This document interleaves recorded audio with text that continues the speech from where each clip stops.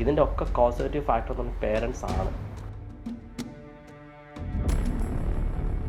Parenting properly അറിയാത്തത് കൊണ്ട് എത്ര കുട്ടികൾക്ക് attention deficit hyper activity disorder എന്ന് പറയും. പിന്നെ ഇത് കോൺട്രിബ്യൂട്ട് ചെയ്യുന്ന അടുത്ത ലേജിലേക്കാണ്. ഇപ്പം സൂയിസൈഡൽ ഐഡിയസ് ഉണ്ടാകും കുട്ടികൾക്ക്. കാരണം ഇത് കിട്ടാതെ വരുമ്പോൾ ഇവർക്ക് ആ ഒരു പെട്ടെന്ന് പിന്നെ എവിടേക്കോ പോകുമ്പോൾ അവസാനം ഞങ്ങൾക്ക് എത്ര കേസ് വന്നു. ഞാൻ വെറുതെ പറയുന്നല്ല, അനുഭവത്തിലൂടെ പറയണം.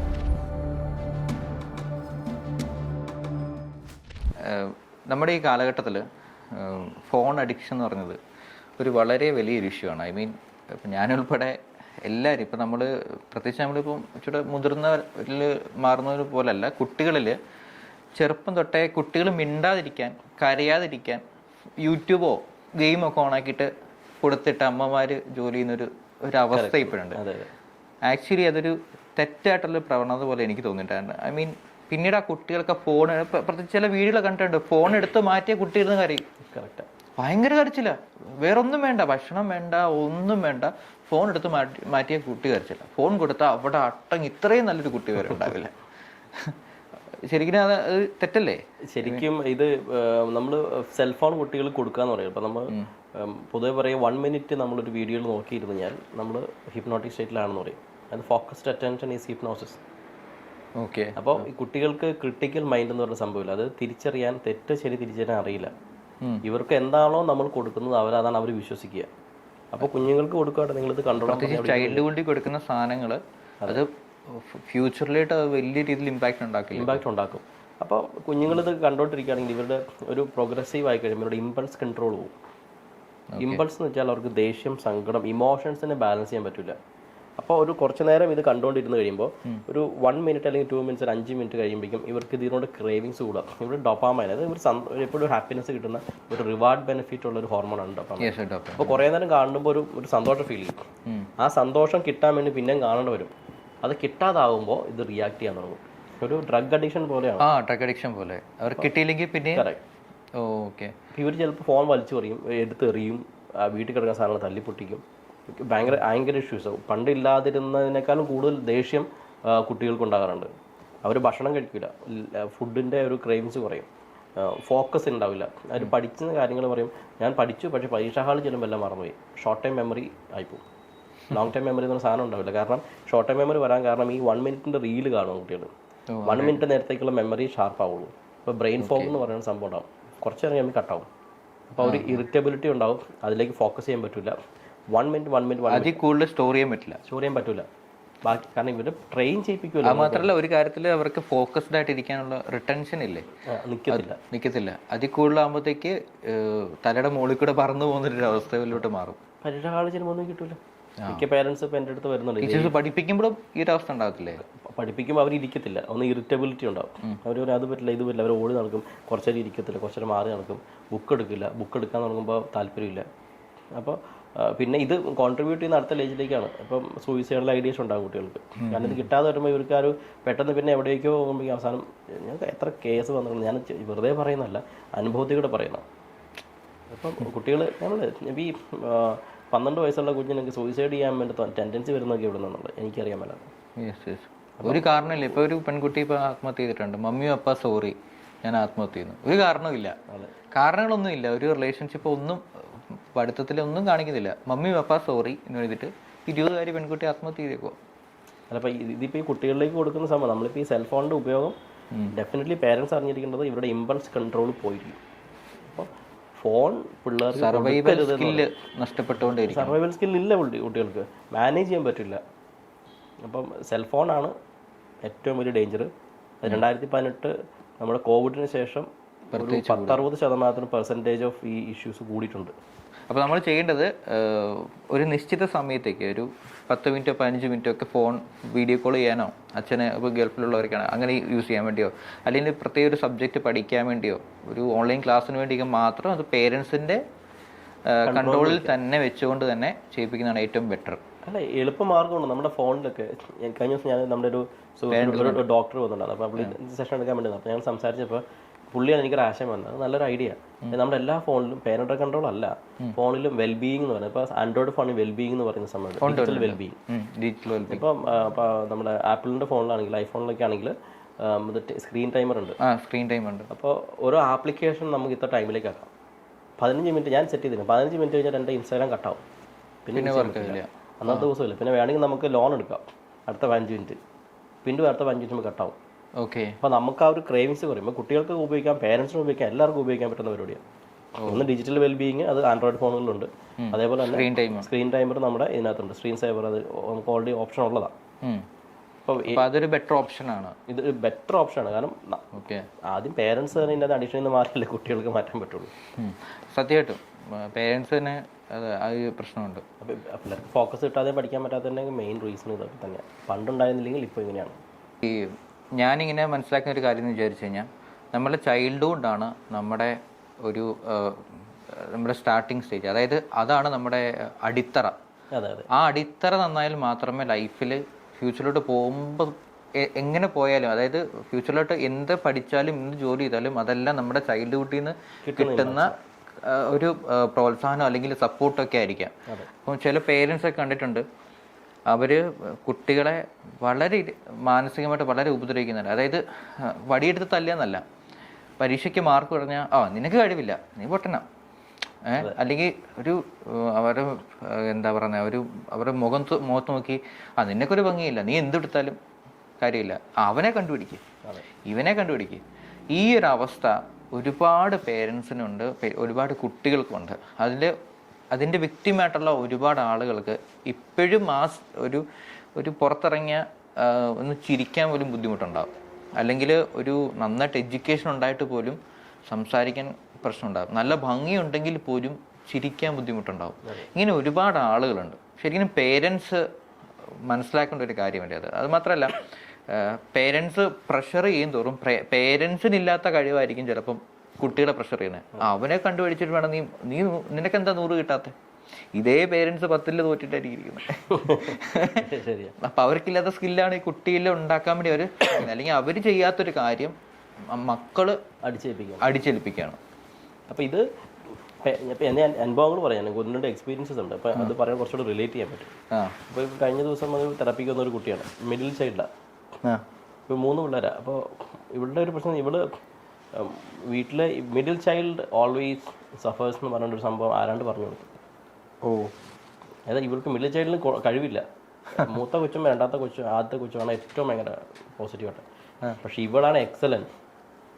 ഇതിന് ശേഷം ഇവളുടെ പ്രശ്നം എന്ന് വെച്ചാൽ ഈ കുഞ്ഞിന് ഇവൾക്ക് ഭയങ്കര ഇറിറ്റേറ്റ്, ഫുൾ ടൈം അത് ഫോൺ അഡിക്ഷനിലേക്ക് പോയി. കാരണം ആരും സപ്പോർട്ട് ചെയ്യാനില്ല. ഇവൾക്ക് പറയുന്നതെല്ലാം നല്ല സ്കിൽഡാണ്. ഇവൾ എക്സ്ട്രാ കരിക്കുലർ ആക്ടിവിറ്റീസിലും മറ്റു കാര്യങ്ങളൊക്കെ ഭയങ്കരമായിട്ട് സ്കില്ലുള്ള കുട്ടിയാണ്. ഫോഴ്സ് ചെയ്ത് പഠിക്കുന്ന പറഞ്ഞ് ഇവള് കമ്പാരിസൺ, ഇപ്പോൾ ജോ പറഞ്ഞ പോലെ കമ്പയർ ചെയ്യാൻ തുടങ്ങി. അതായത് 2 പേര്, മൂത്തവരും ചേച്ചിയും അനീത്തിയും എല്ലാവരും ഉണ്ട്. അപ്പോൾ again they are making comparisons. അവർ 2 പേരും എങ്ങനെ ചെയ്യുന്നുണ്ട്, നിനക്ക് എന്താ ചെയ്താൽ കുഴപ്പം. ഈ സെയിം സംഭവം ഇത് കേട്ട് മനസ്സിൽ ഫീഡ് ചെയ്ത് നേരെ സ്കൂളിൽ ചെന്ന് കഴിഞ്ഞപ്പോൾ ബുള്ളിയും കൂട്ടുകാരടുക്കും. ഇനി മിഡിൽ ചൈൽഡിനെ ആരെങ്കിലും അങ്ങനെ നോക്കുക, ആ മിഡിൽ ചൈൽഡ് എപ്പോഴും ഇങ്ങനെയാണ്. ഈ ഒരു വാക്ക് ആ കുഞ്ഞിൻ്റെ അവസ്ഥ ഞാൻ 2-3 സെഷൻസ് കഴിഞ്ഞപ്പോൾ ഞാൻ കൊച്ചൊന്ന് നോക്കിയത്. She lost your impulses. അവൾക്ക് ഒരു ബൈപ്പോളാർ സ്റ്റേജിലേക്ക് തന്നെ പതുക്കെ വന്നു. അതായത് she started crying, immediately shifting ആകാൻ തുടങ്ങി. അതായത് ദേഷ്യം, സങ്കടം, ഭയം, ഇങ്ങനെ റോളർ കോസ്റ്റർ പോലെ ചേഞ്ച് ചെയ്ത് വന്നു. ഇതിൻ്റെ ഒക്കെ കോസേറ്റീവ് ഫാക്ടർ എന്ന് പറഞ്ഞാൽ പേരൻസ് ആണ്. പേരൻറ്റിങ് പ്രോപ്പർലി അറിയാത്തത് കൊണ്ട് എത്ര കുട്ടികൾക്ക് attention deficit hyper activity disorder വന്നെന്ന് പറയാം. അറ്റൻഷൻ ഡെഫിസിറ്റ് ഡിയാൻഡ് എന്ന് പറഞ്ഞ കണ്ടീഷൻ, അതായത് വാൻഡലിസം പോലുള്ള ഭയങ്കരമായിട്ട് അതായത് എക്സ്ട്രീംലി ഇത് എക്സൈറ്റ്മെന്റ് ADHD പോലെ അല്ല, ഡിയാൻഡ് എന്ന് പറയുന്ന കണ്ടീഷൻ വേറെയാണ്. അവിടെ അറ്റൻഷൻ ഡെഫിസിറ്റ് ഡിയാൻഡ് ആകുമ്പോൾ ഇവർ മറ്റു വീടുകളെ അതിക്രമിച്ച് കയറുക, മറ്റുള്ള ഉപദ്രവിക്കുക, അങ്ങനെയുള്ള സ്റ്റേജിലേക്ക് വരും. സ്റ്റേജസ് ഉണ്ട്, പേരൻസ് എക്സ്പീരിയൻസ് ചെയ്തിട്ടുണ്ട്. പിന്നെ അറ്റൻഷൻ ഡെഫിസിറ്റ് ഡിസോർഡർ ഉണ്ട്, ADD. ഇതിൻ്റെ ഒക്കെ കോസേറ്റീവ് ഫാക്ടർ 90% പേരൻസ് സൈഡിൽ നിന്നാണ്.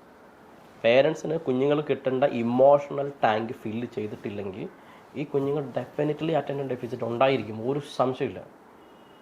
പറയാൻ കാരണം അവരുടെ ഇമോഷൻ ഉണ്ടെങ്കിൽ അവർക്ക് വേണ്ട ഇമോഷൻ എന്ന് പറയുന്നത് അവരുടെ ഒന്ന് കെട്ടിപ്പിടിക്കുക, ഒന്ന് കൂടെ ഇരിക്കുക, ഒന്ന് സംസാരിക്കുക, ചിരിക്കുക, വിളിക്കുക, ഇതാണ് അവർക്ക് വേണ്ടത്. ഈ സമയത്ത് പേരൻസ് പറയും അങ്ങനെയല്ല ഇങ്ങനെയല്ല എന്ന് പറഞ്ഞാൽ ഇവർ ഇപ്പോഴും അതോറിറ്റേറ്റീവ് പേരൻറ്റിങ് സ്റ്റൈലിലേക്ക് നീ അത് ചെയ്യ്, നീ ഇങ്ങനെ പോകരുത്, അങ്ങനെ ചെയ്യരുത്, അതോറിറ്റേറ്റീവ് കൊടുക്കണം.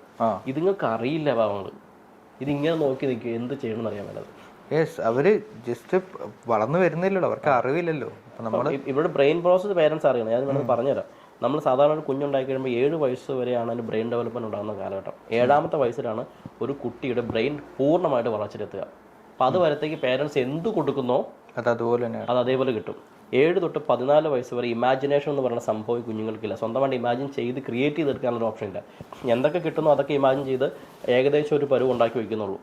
14 വയസ്സ് തൊട്ട് സ്വന്തമായിട്ട് പുതിയ ക്രിയേറ്റിവിറ്റി ഉണ്ടാക്കാനും പുതിയ കാര്യങ്ങൾ ജഡ്ജ് ചെയ്ത് സ്വന്തം രീതിയിലേക്ക് അതിനെ പ്ലേസ് ചെയ്യാനും പറ്റും. 14 തൊട്ട് 18 വയസ്സ് വരെ.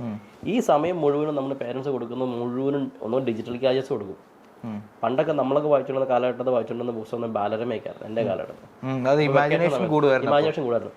ഇപ്പോൾ ഇതില്ല. ഇപ്പം നേരെ ഫോൺ കൊടുത്തു കഴിയുമ്പോഴേക്കും വിഷ്വലൈസേഷൻ കൂടുതലാണ്. അപ്പോൾ എന്ന് വെച്ചാൽ കുട്ടികൾക്ക് ഇത് ഭയങ്കരമായിട്ട് ഡേഞ്ചറിലേക്ക് കൊണ്ടുപോകും. ഇവർ ഒരു എക്സ്ട്രീം പെർഫോമൻസിലേക്ക് പോവുകയാണ്.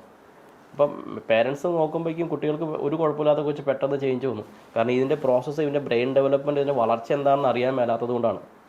18ാമത്തെ വയസ്സിലാണ് ഇവർക്ക് ക്രിട്ടിക്കൽ മൈൻഡ് എന്ന് പറഞ്ഞ സാധനം ഡെവലപ്പ് ചെയ്യുക. എന്ന് വെച്ചാൽ തെറ്റ് ശരി തിരിച്ചറിയാൻ പറ്റുന്ന ഒരു അനാലിറ്റിക്കൽ മൈൻഡ് ഉണ്ടാകുന്നത് 18ാമത്തെ വയസ്സിലാണ്. അതുകൊണ്ടാണ് ഗവൺമെൻറ് 18ാമത്തെ വയസ്സിൽ ലൈസൻസ് കൊടുക്കുന്നത് അല്ലേ.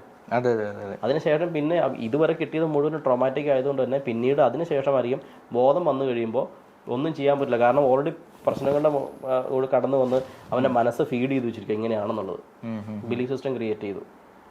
ഇതാണ് പേരൻസ്. നമുക്ക് പേരൻറ്റിങ് അറിയില്ല. നമുക്ക് ഒരു സ്ഥാപനങ്ങളിലും ഒരു എഡ്യൂക്കേഷൻ ഇൻസ്റ്റിറ്റ്യൂഷനിലായിക്കോട്ടെ ഒരു മത സ്ഥാപനങ്ങളിലായിക്കോട്ടെ പ്രോപ്പർലി കുട്ടികളെ വളർത്തേണ്ടത് എങ്ങനെയാണെന്ന് പേരൻറ്റിങ് എന്ന് പറഞ്ഞ സാധനം കൊടുത്തിട്ടില്ല. എൻ്റെ പേരൻസിന് കിട്ടിയിട്ടില്ല. ഞാൻ പേരൻ്റാണ്, എനിക്ക് കിട്ടിയിട്ടില്ല.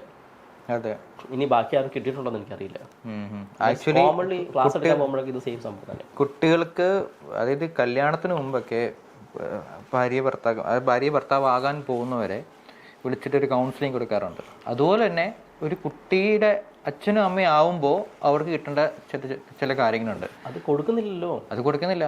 സെക്സ് എഡ്യൂക്കേഷൻ എന്ന് പറഞ്ഞൊരു സാധനം തന്നെ കുട്ടികൾക്കും കൊടുക്കുന്നില്ല. അതെ, കുട്ടികളെ അച്ഛനും അമ്മയ്ക്കും അവരെ എങ്ങനെ നോക്കണം എന്നുള്ളൊരു കാര്യം കൊടുത്തിട്ടില്ല. പ്രത്യേകിച്ച് അടിച്ച് നന്നാക്കുക, അല്ലെങ്കിൽ വഴക്ക് ഭയങ്കരമായിട്ട് ഇൻസൾട്ട് ചെയ്ത് നന്നാക്കുക, ഈ ഒരു പ്രവണത പണ്ട് തൊട്ടേ നമ്മുടെ ഇങ്ങനെ കൊണ്ട് നടക്കുക. അത് പേരൻസ് എന്ന് പറയുന്നത് ഇവരുടെ അധികാരി എന്ന രീതിയിലാണ്. അതെ, രാജാവ് കുട്ടികളുടെ അധികാരിയാണ്. ഞങ്ങളാണ് നിന്റെ മുതലാളി. അതെ, ഒരിക്കലും അല്ല. അവരൊരു കുഞ്ഞ് ജനിച്ചു കഴിഞ്ഞാൽ ഷീസ് ഇൻഡിപെൻഡന്റ്. അതിനെ ഗൈഡ് ചെയ്യുന്ന മാത്രമേ ഒരു പേരന്റിന്റെ ഉത്തരവാദിത്തമുള്ളൂ. അത് കഴിഞ്ഞതിന് ശേഷം അവർ ലെറ്റ് ദം ലീവ്. അതാണ് ഭക്ഷണവും എഡ്യൂക്കേഷനൊക്കെ പ്രൊവൈഡ് ചെയ്ത് കഴിഞ്ഞാൽ അതിന്റെ അർത്ഥം അടിമയടങ്ങ് ഒരു തീരുമാനം എടുക്കാൻ വേണ്ടിയുള്ള ഒരു കോഴ്സ് സെലക്ട് ചെയ്യാൻ പറ്റില്ല. സ്വന്തം ലൈഫ് പാർട്ട്ണറിനെ സെലക്ട് ചെയ്യാൻ പറ്റത്തില്ല. എവിടെ താമസിക്കണം, എന്ത് കഴിക്കണം, എന്ത് വസ്ത്രം ഇടണം, ഇതൊന്നും കുട്ടികളുടെ ഇതിലേ അല്ല. ചിലരൊക്കെ ഇപ്പോൾ എൻ്റെ ഒരു അവസ്ഥ എന്ന് ഞാൻ പറഞ്ഞു കഴിഞ്ഞാൽ, എനിക്ക് ഇപ്പോഴാണ് ഒരു മുടിയുടെ ഫ്രീഡം കിട്ടിയത്. പണ്ട് തന്നെ ഒരുമാതിരി മുല്ലയിലെ ദിലീപിനെ പോലെ ആക്കി വെച്ചിട്ട് നടത്തുമായിരുന്നു എൻ്റെ വീട്ടുകാർ. അന്നത്തെ ഫോട്ടോ ഒക്കെ എടുത്ത് നോക്കുമ്പോഴത്തേക്ക് എനിക്ക് തന്നെ ഞാനിത് ഇങ്ങനെയൊക്കെ ആയിരുന്നു സ്കൂളിൽ നടന്നുകൊണ്ടിരുന്നത്. അതുകൊണ്ട് ആൾക്കാർ എന്നെ പല പേരും വിളിച്ച് കളിയാക്കുമായിരുന്നു. അപ്പോൾ ആ ഒരു ഫ്രീഡം പോലുമേ എൻ്റെ ഫ്രീഡമാണ്. എനിക്കൊരു നല്ല രീതിയിൽ ഡ്രസ്സ്, ഈവൻ നല്ല രീതിയിൽ മുടി വെട്ടിക്കാണെങ്കിൽ കുഴപ്പമില്ല, സൈഡൊക്കെ ഇട്ട് നല്ല ഭംഗിയായിട്ട്. ഇത് ടോട്ടൽ പറ്റിയടിച്ചു വെക്കരുത്. മുല്ലയിലെ ദിലീപ് ആ ഒരു അവസ്ഥ ഒന്ന് ഓർത്ത് നോക്കി. ഈ കാലഘട്ടത്തിൽ എനിക്ക് നടക്കാൻ പറ്റുമോ? ഇന്നത്തെ കാലത്ത് ഏതിന് കുട്ടികൾ നടക്കൂല, സമ്മതിക്കില്ല. അന്നത്തെ കാലഘട്ടത്തില് പ്രത്യേകിച്ച് എൻ്റെ ഗ്രാൻഡ് ഫാദർ ഒക്കെ ആണെങ്കിൽ ഇങ്ങനെ ഫോഴ്സ് ചെയ്യും. പുള്ളി അങ്ങനെ തന്നെ വെട്ടുന്നത്.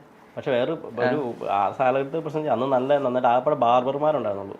ഇവർക്ക് ഇതേ അറിയുള്ളൂ ഒരു കാര്യം അതാണ്. പണ്ട് കാലം പിന്നെ വെച്ചാൽ ആ സ്റ്റേജിൽ അതേ പറ്റുള്ളൂ. സ്കൂളിലാണെങ്കിലും ഒരേക്ക് മുടി ടീച്ചർമാരും അവർക്ക് പറയില്ലേ, പിന്നെ നീ ആരുടെ മുടി കൊടുത്താൽ ചോദിക്കും, അപ്പൊ തന്നെ കട്ട് ചെയ്യാൻ പറയും.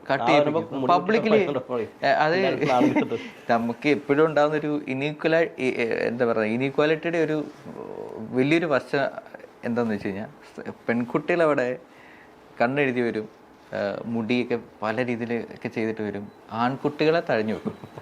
അത് പേരൻസും അതിനെ അങ്ങനെ തന്നെയാണ് പ്രോത്സാഹിപ്പിച്ചുകൊണ്ടിരുന്നത്. അതായത് പെൺകുട്ടികൾ പറഞ്ഞ് ഒരുങ്ങി നടക്കാനുള്ളവർ, ആൺകുട്ടികൾ അതിനൊന്നും അവകാശമില്ലാത്തവർ. ഇത് ഒരു കൺസെപ്റ്റ് നമ്മൾ ഒരു കാലം ഡെവലപ്പ് ചെയ്തിരുന്ന സംഭവം അന്നുകൊണ്ട് ഇന്നുമുണ്ട്. പേരൻസ് കുട്ടികളെ വളർത്തുന്ന വെച്ചാൽ ഇവർ ഒരു പ്രായമായി കഴിയുമ്പോൾ അന്ന് മുതലും പറയുന്നൊരു സംഭവമാണ്, ഞാൻ മരണക്കിടക്കെ കിടക്കുമ്പോൾ, ഞാൻ പ്രായമായി കഴിയുമ്പോൾ എന്നെ നോക്കാൻ എൻ്റെ മക്കളുണ്ടല്ലോ, ഒരു തുള്ളി വെള്ളം തരണ്ടേ, എൻ്റെ മക്കളുണ്ടല്ലോ എന്നുള്ള പ്രതീക്ഷയിലാണ് മക്കളെ വളർത്തുന്നത്. അപ്പം എന്താ ഇവരെ ഒരു റിവാർഡ് എക്സ്പെക്ട് ചെയ്തിട്ടാണ് പേരൻസ്. സ്നേഹമല്ല, അതാണ് റിവാർഡ്. അവരോട് സ്നേഹം ഉണ്ടെങ്കിൽ ഒരിക്കലും ഞാനൊരു പ്രായമായി കഴിയുമ്പോൾ എന്നെ നോക്കണം എന്ന് ഒരു കുട്ടിയോട് പറയാൻ പാടില്ല. അവർക്ക് അവർക്ക് അവരുടെ ഫ്രീഡം ഉണ്ടല്ലോ. യെസ്, അവർക്ക് ജീവിക്കാനുള്ള ഒരു സോഷ്യൽ സിറ്റുവേഷൻ ഉണ്ടാക്കി കൊടുക്കുക, അമ്മമാര് പറയുന്ന ബിൽഡാക്കി കൊടുക്കുക. അമ്മമാര് പറയുന്ന ഒരു സാധനമല്ലേ, 10 മാസം ചുമന്നു നടന്നു, അല്ലെങ്കിൽ നിന്റെയൊക്കെ കയ്യിൽ ഒരു തുള്ളി വെള്ളം കിട്ടിയിട്ട് ചാവെന്ന് തോന്നുന്നില്ല. ഈ 2 ഡയലോഗുകള്. പക്ഷെ അതിന്റെ പ്രശ്നം എന്താണെന്ന് അറിയോ, ഇപ്പോ ഒരു 90% പേരൻസും ഡിപ്രസ്ഡ് ആണ്.